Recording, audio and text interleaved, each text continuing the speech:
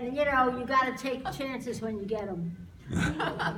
When I was in the second grade, 6 or 7, the Sister Thomas was the teacher.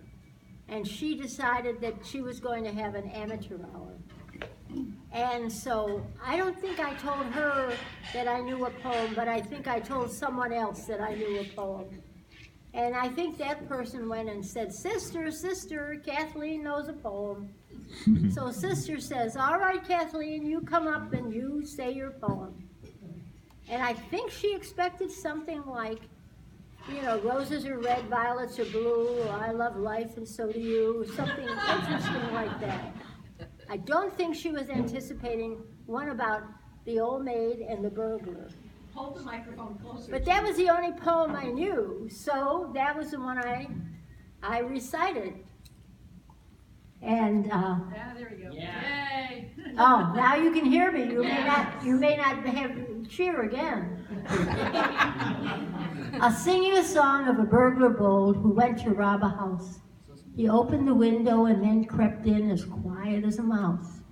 He looked for a place to hide himself until the folks were asleep. And then he said, with all their money, I'll make a quiet sneak. So under the bed this burglar crept and lay up close to the wall. He didn't know it was an old maid's room, or he wouldn't have had such a gall.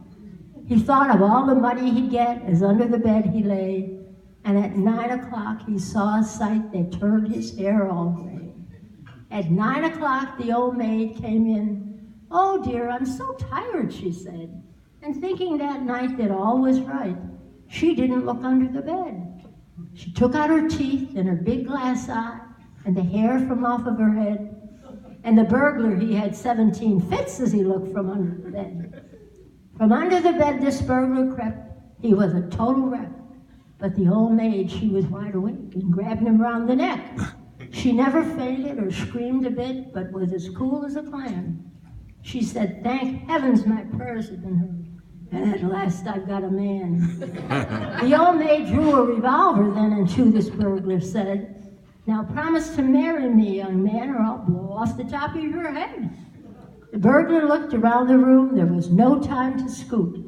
So he looked at the teeth and the big glass eye and said, for God's sake, shoot. You know, Sister never called on me for anything after that. So that's my one and only. The fact that I knew it at age 6 or 7, and I know it at the age of 90, that's the miracle. Right. Thank you. I'll visit everybody.